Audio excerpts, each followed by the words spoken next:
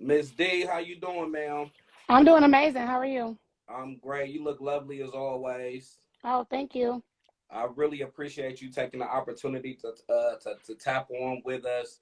It is so much appreciated. I know that you are a very busy individual. You have a lot of stuff going on. And so we are not going to belabor the time as I'm a preacher, so we say that in the Baptist church. I'm not going to belabor the time. We're going to go ahead and get right into this interview. So I have a friend by the name of Kyra. She's online. She said she was going to log in, but she loved you so much. When I told her that we were doing the interview, she said she was going to hop on. So if you could just give her a quick shout out, if you don't mind. Her name is Kyra. Do you feel like it? Can you do that? Hey, Kyra, how are you? I appreciate that so much. She loves you. She's a very, very good dancer. And I know she takes a lot from you, you know what I'm saying? So you're a big inspiration to her. So we really appreciate what you're doing. All right. So we're going to get to this interview again. We thank you so much for hopping on the line with us for a few minutes just to chat. So for those that don't know who you are, can you just give us a little bit of information about yourself? What school did you go to and the Greek organization that you are a part of?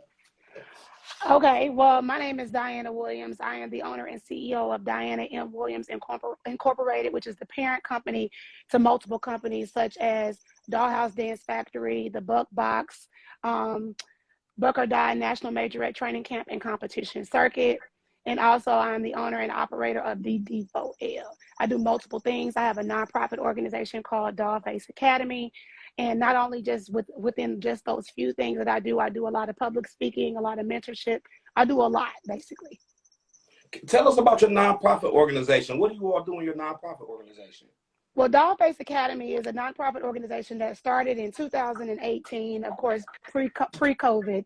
And Mm-hmm. during this time, the nonprofit organization was created and put in place to ensure that we understand how to keep the crowns on the heads of men and women. So many of our Black men are being killed. So many of our Black women don't have the support that they need. So our nonprofit organization was put into place to provide opportunity and services to make sure that mentally that everybody is okay. And then also too, that every single person understands that they are a king and a queen and they're all right and they should act and move accordingly. We've done prom giveaways where we sponsor prom dresses. We sponsored makeup. I did a whole paparazzi thing. I wanted them to feel like they were a movie star going to prom. So I went with them to pick out dresses. We had the makeup artist come to my studio. We did a lot within that one opportunity. And this was right before COVID hit, before we got a chance to like really get into it. So the nonprofit organization does a lot. Like it brings in money for HBCUs. And this year we have a huge HBCU scholarship program that is growing. We have pulled in corporate sponsors. We are doing a lot. So we'll get to that later. But yeah, Yes, let's just ma'am. do it. So that is actually our niche, so to speak, which is raising money for historically Black colleges. We also have a organization called This Only Happens at HBCU. So maybe No. if you can shoot me an email, I can send you a proposal, and we'd love to partner with you in that regard sometime. So Absolutely. I see you wearing your Tau Beta Sigma jacket. You are a member of the prestigious Tau Beta Sigma organization. So tell us, why did you choose to be a member of Tau Beta Sigma above all the other organizations that I'm sure would have loved to have you? Sorry about that. My alarm was going off. So actually, I'm a part of Tau Beta Sigma. I'm a part of Delta Phi Delta. I received those letters from Grambling State University. And I'm also a part of Chi Tau Epsilon, and I received those letters also from Grambling State University. And Tau Beta Sigma, um, I am an honorary member of Tau Beta Sigma, and I Oh, okay. received My those apologies. letters. Oh no, that's fine. That's why we have this conversation so we can all learn about each other. But Yes, I ma'am. received my letters on the Theta Gamma chapter at Alcorn State University. And Alcorn State University sent me an email. I never forget, it was during the summer, and they asked me to be an honorary member. And I was kind of taken aback because I've never been a part of any Greek letter organization. Never did I ever think that that would be something that would be a part of my life, only because I graduated from Jackson State in 2005. And most Greek letter organizations, you usually do it during college or there's some sort of grad chapter. And with my life being so busy, I never really saw how I would have time to provide the services that I know go into this. Like, how do I be able to do what is needed to give back as much. I did a lot of work for Alcorn. I donated uniforms to the Golden Girls. I was always around the band when Dr. Murray was there. Whatever was needed, whatever they could ask of me, I was the person that facilitated that. I didn't have a problem with helping. Like, I'm always able to just give back. So Tau Beta Sigma just made the most sense.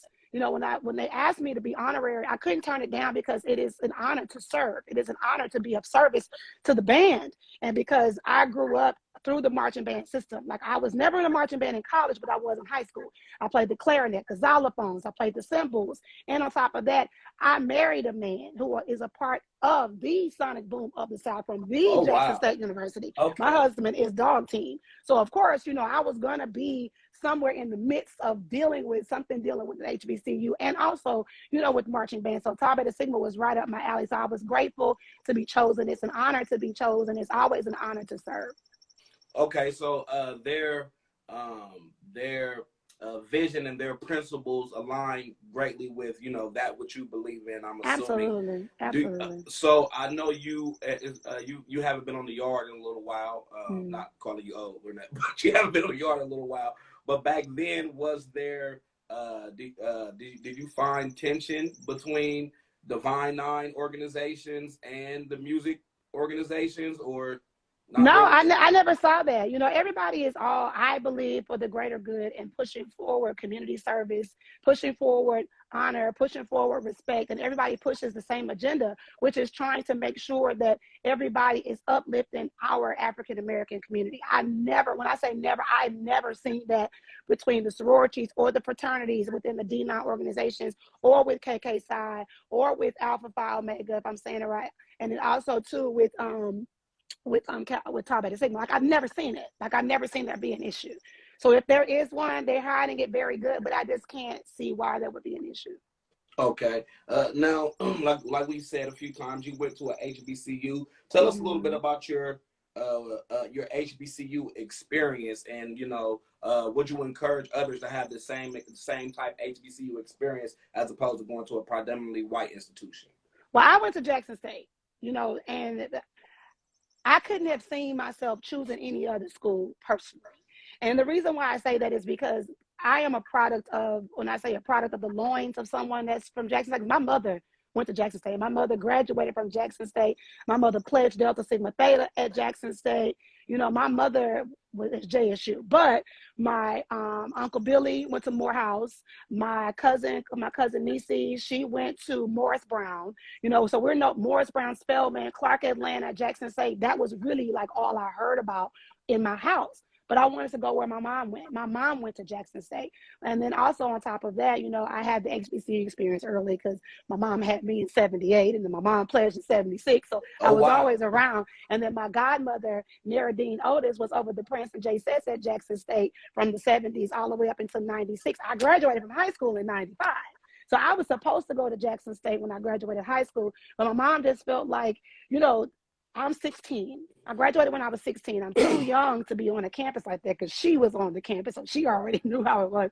So for me going that early, it just didn't make sense. So I ended up moving to California, and I ended up at Cal State Dominguez Hills University, which is not an HBCU. No, so I was shocked, you know, on all levels, looking around like, these people do not look like me, like no shade, but I felt nothing within the culture of being at that school, nothing. I heard so much about my mom's experiences at Jackson State, and I always said that if I had a chance to choose the school, because I didn't choose Cal State, my mama did, but if I had a chance to choose the school, I was going back to Jackson State. So when my mom decided to move back to Mississippi, I moved with her, enrolled at Jackson State, and in 2001, boom, I was on campus. Do you like what you see out of the culture of Jackson State now? I see they're landing like the #1 recruit, and got Coach Deion Sanders there. Do you like the culture that you're seeing at Jackson State now? I love everything about JSU. Everything about the culture there, everything about how things are growing, how things are moving forward, how things are progressive. And when you're living in a small city like Jackson, people think that there's nothing there. You think about Mississippi, people think about watermelon, fried chicken, cornfields, like we picking cotton. They don't know that we are really a progressive city there. And with Deion Sanders coming to Jackson State University, he has really brought a lot of attention to our universities. Now, Black folks are just tired of being treated bad, period. So we're going to go to where, you know, we are celebrated, not where we are tolerated. You Yes, know, ma'am. and JSU is doing just that, but not even just JSU. You have so many HBCUs that are doing the same thing. You know, Coach Prime is really for those kids, and that's where he and I connect. We talk quite often, but that's where he and I connect, is because we are for the kids, and it just makes the most sense. And then also, you know, Yes, I ma'am. know you So asked about my experience at at Jackson State. My experience at Jackson State had its ups and downs. You know, I had a lot of issues with the switch over coming from Cal State to coming to Jackson State when I first came back from California, because it was just weird. You know, it was a culture shock for me. People were outside partying. You know, you see the Greeks sitting underneath their trees. They don't have the plots now that they had then. They didn't have them then. So it was the trees. And I was just like, what is happening? I never experienced that. So the more I was on campus, I was able to get kind of more acclimated to what was happening. I grew and built my dance team on that campus. I built so many friends and grew and had so many opportunities on the campus. I learned how to argue, how to talk, how to speak, you know, on that campus. I learned how to use big ass words and not curse people out using curse words because of the criminal justice department on that campus. I learned how to right. stand in front of people and speak eloquently, Yes, ma'am. fluently, and use my 1400 J.R. Lynch Street Academy I know that's degree right. to like really get to the nitty gritty. It is because of Jackson State that I am the way that I am. It is because of the liberal arts department that I learned to stand on my own feet. Because believe it or not, I was not this person.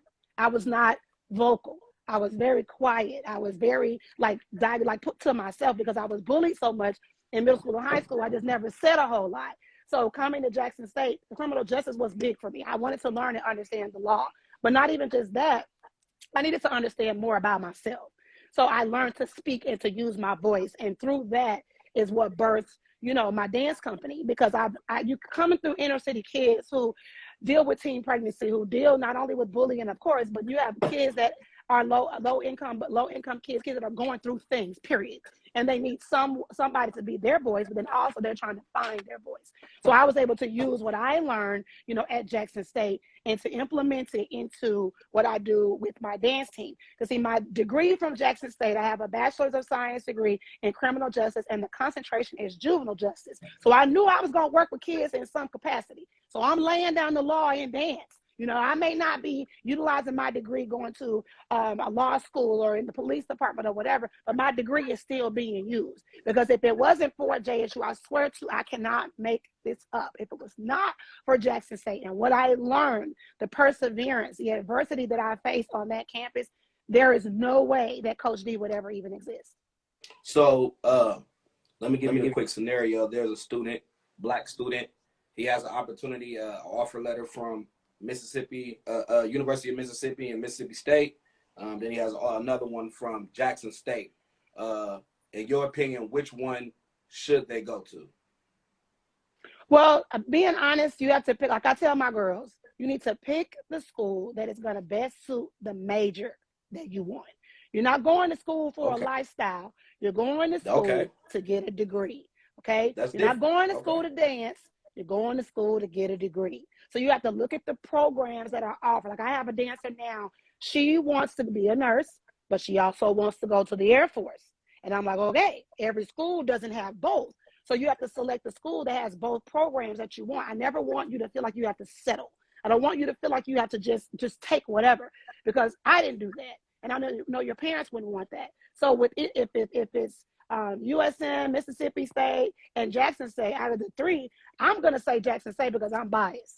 In any HBCU, I'm biased. But if I'm being really, really honest, I just got to make sure that I'm speaking from my heart and I'm saying, select the school that is going to best suit the program that you want to go in, because you don't want to go to a school that doesn't have it.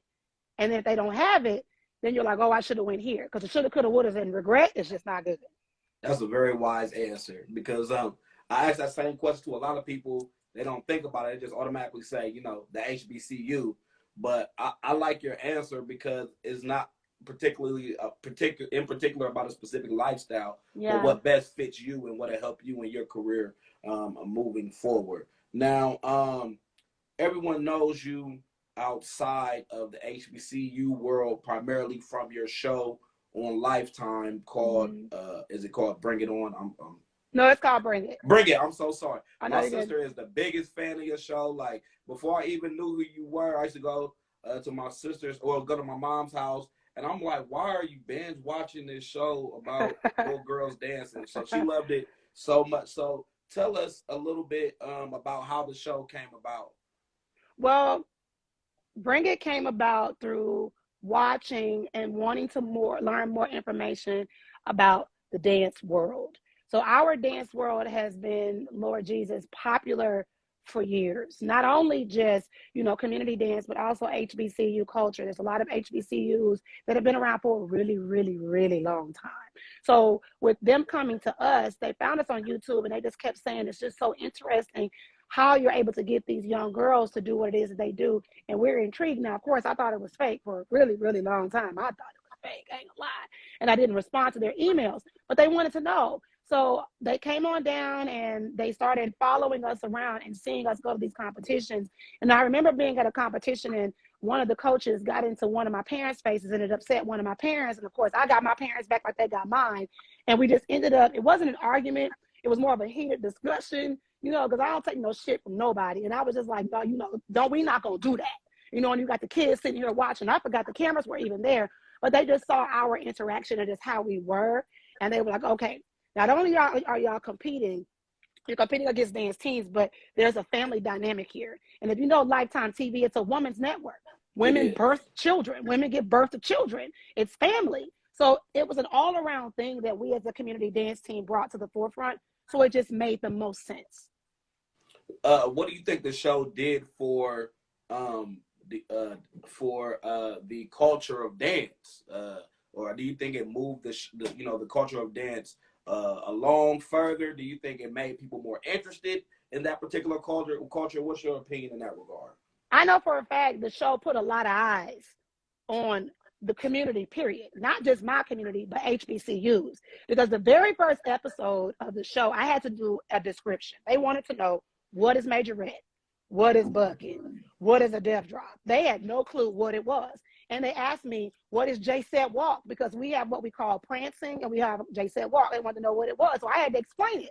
I said, J-Set Walk coins from the term, from prancing J-Sets. Well, what are prancing J-Sets? So I had to explain. Prancing J-Sets are an HBCU dance line from our SWAC school, Jackson State University. Then the question was, what is an HBCU? And they had to stop me from saying HBCUs. And I had to keep saying historically Black colleges and universities. They stopped me from saying SWAC, and I had to say Southwestern Athletic Conference. I had to keep explaining it because they didn't know. They didn't know what it was. And because it was kind of like Bring It for Dummies. We had to explain our world because we're introducing it into the first season of the show. And they wanted to know what it was. What is majorette? What does it mean? Explain to us what a J-Set is, because the J-Sets were featured on Bring It, because when I was talking about what it was, we had to explain it. So I know for a fact our show made everybody watch and pay attention. It's competitive. It's entertaining. You're seeing little kids grow from this to this. Who doesn't want to watch a show where you can elevate and then it's entertaining and it's competitive at the same time? Plus, it was interesting and it was funny, but people just didn't know. So I know for a fact that it put eyes on our community. People can say that it didn't. People can say, oh, we've been here for years. Whatever. The truth is the truth, because they're talking about Buck or Die, Didi Foel over in Ireland, Brazil, Great Britain. They're talking about it in Honduras. They're talking about it in Belize. They're talking about it in South Africa. I was over in Johannesburg, South Africa, and they were DD Foel. Oh, I know you, Coach D. I know you. The thing is, it's everywhere, and people can deny it if they want, but this is what it is. Our culture was thrown on TV. They used me as the guinea pig to see if it was going to work. They used my loud mouth to bring everybody to us, and it worked. I'm sorry, but it did. But it's great that it did, because now more people, you might have had a few people paying attention, a few celebs here and there that were paying attention, but no, the world is paying attention right now. We have fan pages in Brazil. I've sent products over to the Bahamas. When I say product, meaning like paraphernalia, to the Bahamas, to Canada, to Belize, to Great Britain. Like these places, I just would have never known. They're talking about majorette in England, for crying out loud. Like I am way over in Dubai with my husband on vacation, and they're talking about, they walk up to me, I know you. I've seen your show. I know what you do. And I'm like, okay. Like, it's like, but they're not black. They're not African American, but they know it. And it just makes me proud sometimes to sit back and I'm like, dang, they really watching us. Like they're really paying attention to the culture. So every opportunity that we have to just gravitate and bring HBCU to the forefront, you know, we do that. Like even with sorority life is deep rooted in how my organization was founded. My mother is a member of Delta Sigma Theta sorority. Okay. That is the reason why the colors of my dance team are red and white. That's the reason. My mother never told me what the colors meant. My mama won't tell me nothing. She says, you are not a Delta. And until you decide to do that, or until you get the pleasure, then I'm never going to tell you, you know, what it is. You got to figure it out on your own. So for me, having my team a part of this, having my team, you know, follow behind the sisterhood, the legacy, the honor, the respect that this organization has, and also utilizing the colors, it's like, okay, I can utilize what my mom taught me about sisterhood and incorporate it into my team, which is why my girls have line jackets, which is why they have line shirts, because my mom talks about how bonded that a team could be, an organization could be in sisterhood. So people don't even notice, like the triangle, I don't even know if it's a pyramid. I don't know anything about Greek life, so forgive me for my ignorance. But what the symbol that Delta Sigma Theta sorority throws up is 3 points, okay? I look at this like the Holy Trinity, the Father, Son, and the Holy Ghost, okay? I have 3 dollhouses. I have 3 dance teams, Jackson, Birmingham, and Atlanta. They connected, right? And then on top of that, in every single formation, people probably never noticed this. In every routine, the formations we make, they're triangles, whether it's straight up and down, upside down, side to side, or 3 of them. I'm always paying respect to how we started in our foundation and the reason why we have these colors. You know, and people don't really understand like how HBCU culture and sorority life, how HBCU culture and sorority life like really had a profound, you know, dynamic on how my organization came about.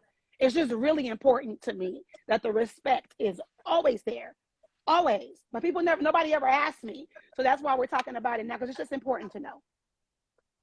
Let me ask you this, because I remember, again, it was on Lifetime, so you know, men, we like no Lifetime for me, but you know what I'm saying. I remember seeing the line jackets on social media, seeing the colors, and people were kind of sending it to me to post. You know what I mean? But I didn't really post because I wasn't quite 100% sure what it meant. So my question is, did you get pushback from Divine Nine or Black Greek sororities after seeing, after they saw like the jackets and, you know, the colors and things of that nature, or was it you didn't really see any pushback from that front? So I'm going to answer that question, and somebody just asked the question in the chat, and I'm going to respond to that. Okay. So as far as, let me answer this question first because it's short. Somebody asked, why do I not use the Jackson, Mississippi dollhouse? Dollhouse in Jackson, Mississippi closed due to COVID, June 2022. The new owners, which I'm going to say new because the previous leasing company that owned that building sold it to someone else. The new owners came in and they wanted me to pay 40% more in rent than what I was already paying. And they wanted me to sign a 10-year lease. That did not make any sense. We're in the middle of freaking COVID. There's no clients coming in here. The rent is already high. And a business should be a business. A business is not a charity. Businesses are put in place to make money. So if I'm throwing money at a wall, I would rather throw money at an Airbnb to flip some houses or to make the money for me. So we're looking at a $5,000 to $6,000 bill per month. So we're looking at anywhere between $72,000 to $85,000 a year. That just didn't make any sense. So I closed the dollhouse because it just did not make financial sense for me to keep it open. But the Dance of Dolls are doing what they're doing in the city of Jackson, and they practice at a dance studio, get this, owned by the Prince and Jay Set coach. So look at that full circle. She's at Jackson State, she's a Jay Set, and we practice at her studio. But to answer your question about the jackets and the colors, I have never once had any pushback. Nobody has ever said anything to me, sent an email, had a conversation. There has never been anything negative said to me in reference to the colors of the team or our jackets or any of that. I look at it like this. If there is an organization that is empowered by something that they see, and they're empowered by who we are, it doesn't make any sense to have a problem when it comes to that, when it comes to colors. Your colors. You got primary colors. You got orange, green, black, yellow, brown, blue, purple. Like the colors are colors, so it doesn't matter. Like you can't. It's like mascots: tigers, bears, lions, broncos. Bulls. Like you can't get away from that. But at the same time, there's always like a nod that's there. It's never intent to be disrespectful, but you got to know the history of the organization to kind of really understand like Right. why it is the way it is. My mother pledged in '76. My grandmother, what God rest her soul, was a Delta. My cousins, all Deltas. My aunts, all Delta. I got one cousin that's a Zeta. And then you have my uncle Billy, and my uncle Clarence, God rest his soul, Omega Psi Phi. Like it's in my blood, it's in my family, it's in my life, it's in my face. Like I cannot not see it. Yeah. You know what I mean? So it's the nod that's there is always gonna be. When I say the level of respect, I don't have enough hands in this world. There's not enough numbers in this world. There's no level. It's like the epitome of respect for Delta Sigma Theta. I don't think you get it. Like I can't That's even beautiful. like explain it. Like it's like as I have no words. Like it's just the respect that's just there. It's like my heart beating because I just know how much I love the organization for what it did for my mom. Like I listened to how my mama is Delta Sigma Theta to her core. When she talks about it, she says it with her chest, and she's 67. You know what I mean? Like not even just that. Like we have a proud coach who is a former Francis J. said, who is a member of Delta Sigma Theta. We have also the former JSET captain, Kayla Gordon, who teaches at our studio. She's Delta Sigma Theta. Like we have a lot of Greek organizations that are around us that pour into us. When I say they pour into our kids, we don't tell them who to choose. We don't go into all of that. But Greek life has its benefits. Greek life gives you a set of sisters that you've never had. Greek life brings you into a set of opportunities that you would have never even known even existed. We have girls from within our organization that are a part of Delta Sigma Theta, Alpha Kappa, Alpha Zeta Phi Beta. One of my dolls is my sister. She's my soror. I was honorary and she was pledging the same weekend, the same day. She's a cat from Alcorn. She's Phi Beta Sigma. Like like It's I all just can't even intertwined. explain it. Yeah, that's beautiful. It's a lot of ladies in the comments that are members of Delta Sigma Thetas that look like they are showing respect. And they did not know that little bit of history about your mother. So that's beautiful that they are urging you and they love it. And they see the nod and they respect it. And so that's beautiful to know. How do you feel when you see one of the girls that used to be on your team going on and graduating from college and doing big things? How does that make you feel as a coach? Like I sit back and I watch the girls in whichever path they choose, whether they choose college, whether they choose entrepreneurship, or whether they choose not to go to school, because everybody's different. Everybody's different. I just sit back and I look at them. Of course, my chest is poked out so far. I'm just proud. I'm proud that they decided to do what was best for them. Because a lot of girls don't choose college. Some of my girls have chosen motherhood. Some of my girls have chosen entrepreneurship. Some of my girls have just chosen not to go to school and just build a family. And they want that side of it. And again, I talked about this on my live earlier about past traumas. Everybody has something that they're trying to achieve. And sometimes college is just not the thing. Yeah. Sometimes, like for me personally, I dealt with foster kids and being the only the oldest of the family that had all these freaking responsibilities. Like I hated cleaning up. I hated so many things. I had trauma. But I'm saying that to say that some people never had a family, so their end game is to start a family. Some people may have been broke, so their end game is to be wealthy. So many people always work for somebody else going through high school, so their end game is to be an entrepreneur and own a company. Like I don't want anybody to ever feel like they have to go to school. But if they do attend an HBCU or any college and they complete the task and they finish the goal, I am like, hell yes. And they know, like, I'm behind them pushing 100%, the good, the bad, the ugly, and the indifferent. That's beautiful. Now, how do you think that competitive dancing is that an okay term for it? Competitive dancing? It is. All right. I don't want to be out of order. How do you think competitive dancing helps these young ladies throughout the course of their lives? So being a part of a competition team, whether it's cheer, whether it's majorette dance, whether it is stepping, because we have a lot of amazing step teams out there. Hello. So being a part of this lets people know what the world is like. Diana, what do you mean? Because the world is full of competition. You're going to face adversity. You're going to win. You're going to lose. You're going to tie. But you're going to fight every step of the way to be amazing. And you're going to fight for a final goal. A lot of these kids have never been a part of anything organized. It is teaching these kids people skills. It is teaching these kids organizational skills. It is teaching these kids leadership. It's also teaching these kids how to work with other people, and then also how to respect authority, because somebody's going to always be the boss until you become the boss. And you want to respect others, because when you get in that position, you want them to respect you. Now, people got to understand, like, competitive dance is not just 5, 6, 7, 8, buck, do a death drop. You know, I mean, it's more than just that. It's so much more than just that. These kids are learning. Sorry, my alarm's still going off. These kids are learning organizational skills. They have to be able to pattern and balance, okay?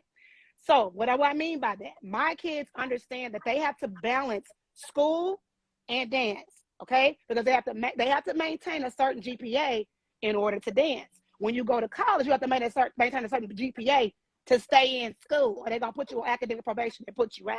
And some Greek letter organizations, and then also dance teams, and even some organizations on campus require a certain GPA. So you have to be able to balance. You got to balance. So competitive dance, it teaches you all of these things, because you got to learn to balance all of it. You got to learn to balance, and it teaches that. It teaches that. Competitive dance companies, they don't play. They like football teams. You got to have your stuff together, or they're not going to let you participate. Right. Now, from the time that you first got into the competitive dancing groove to where it's at now, how much has it changed in your opinion? Oh, God, a lot. When I first started my team, there was no Facebook. We had MySpace and Bebo and Vine. You know, now you got Instagram, Twitter, Snapchat, TikTok. You got all kind of stuff. So now the trends change. It's like clothing. It's like hair. It's like makeup. The trends continuously change. It has evolved so much that dancing to me was always a sport, but it has become like a super sport now, to where the more you do it, the more you kind of get addicted to it, and you want more and more and more. And you always want to find another way to do an Alice Combe, or another way to do a pirouette, or another way to do a death drop, or another way to do a pop-up. You want to find another way to make it better. It's kind of like the movement in modern medicine and the movement in athletic training. You got weights are not just weights anymore. Like they have you now, these machines that make you feel like you're running through water, but you're not actually running through water. They have machines now where it's like these 3D stuff is nuts. Do you know what I mean? The way things have grown, it's just like any other technology. But we have grown a lot as a majorette community. People are now paying attention. They should have been paying attention a long time ago, but they're now paying attention. And I'm glad, because these kids are getting opportunities to be seen. And now HBCUs are now following a lot of the dances. I'm going to give you an example. There's an Instagram page called Majorette Planet. Majorette Planet posts dance teams from everywhere. They're always talking about everything. And they post and show, so you never know which HBCU is recruiting. Okay, I'm going to give you another example. Whenever you're trying out for a dance company, these HBCUs, they look at your Instagram. So Instagram now is the cyber resume. People don't turn in paper no more. Like, it's Instagram. They want to see your social media. So now dancers are posting consistently on social media, helping and opportunities to be not just discovered by, music videos or whatever, but also because they want to be a part of these HBCU dance lines. These dance lines, they are, influencing the culture of these young people, because these young people are watching them. Now that they have access to social media, they're being these HBCUs are now utilizing their influence, and they should, because these kids they're watching your every move. Yes, ma'am. Okay, so we appreciate you for coming on. We really do. We're not gonna hold you too much longer. Tell us about your fundraiser you got coming up for HBCU scholarships on Saturday, June 11th.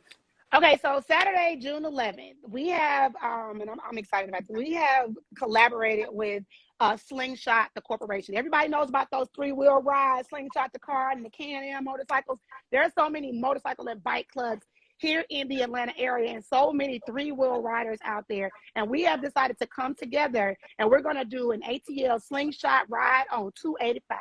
We're going to come together at Hoop Nation. We're going to meet there, and we're going to come together for a cause, and we're going to ride for HBCUs. So a lot of people don't live in Atlanta, but they still want to donate. You can donate as little as $5 to as much as $5,000, and all proceeds go towards scholarships to help students get what they need when they get ready to go to college. Now, this scholarship is for high school juniors, high school freshmen, and also high school juniors, high school seniors, and incoming freshmen to HBCUs. It could be used for housing, your meal plan, for books. It could be used for anything that you need for school. So all of us are going to gather together. We're going to feed everybody breakfast. They're going to get a t-shirt. And then also when we come back when the ride is over, we have presentations. We're also taking photos, and we're going to feed all of our participants that actually come to the event a barbecue dinner.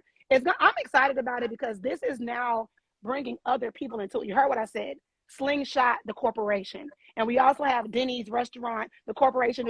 We have the president of diversity. They're also in charge of all the activities at the Orange Blossom Classic with FAMU and Jackson State. They have come on board and are pushing behind Dollface Academy and also my Buck or Die competition circuit that I'm doing.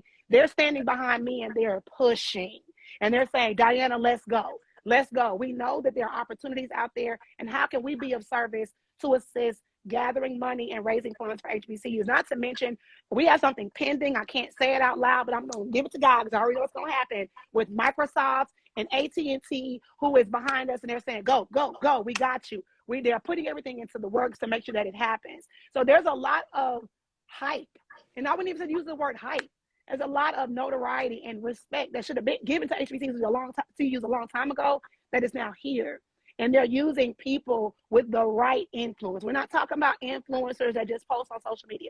We're talking about people with the right influence in the right places to shake the table, to get the culture stirred up. And people are paying attention because they're understanding that our students have to have a place where they feel comfortable walking across the campus and not feeling like they're going to get shot dead in the street or they're going to get harassed by the police or whatever it is. There's got to be something. So they're understanding it. They get it. And I'm just excited. I'm excited for it. So thank you for asking about that. Well, no, my pleasure. So thank you so much for giving us the opportunity to interview you and come on our platform. It means so much to us. Did you have any closing remarks before we go? I would just say at the end of the day, everybody should always be true to themselves. You know, whatever Greek letter organization you choose also as well. I pray that everybody is using their gifts and their talent and that opportunity to be a part of something so prestigious, regardless of what org you chose. I hope that you are using it for the greater good to push your movement and to push everything that you're trying to do forward. Stand your ground. Never give up on anything that you want. Never give up on anything that you believe in. Because when you think that nobody is paying attention, God is always watching. You can become the biggest thing in the world simply by having the belief and never ever taking the word no for an answer. I got where I am by being transparent, by being myself, and by being freaking honest. And I'm so grateful that I am this honest, because if I wasn't being me, then there's no way that Coach D would exist and the things that we're able to do now and before would even be coming into fruition. So I'm just grateful to God for everything that He has done for me. I'm grateful for your platform as well and the opportunity to be here. And I wish you much success in everything that you're doing. Thank you. Thank you. I much appreciate that. Thank you so much for taking the opportunity to talk with us. You didn't have to, but you did it. And so thank you. And I love you forever. For everything we can ever do for you, let us know. We're going to let you enjoy the rest of your afternoon. God bless you. And you be safe. All right. All right. Thank you. Have a good one. Thank you.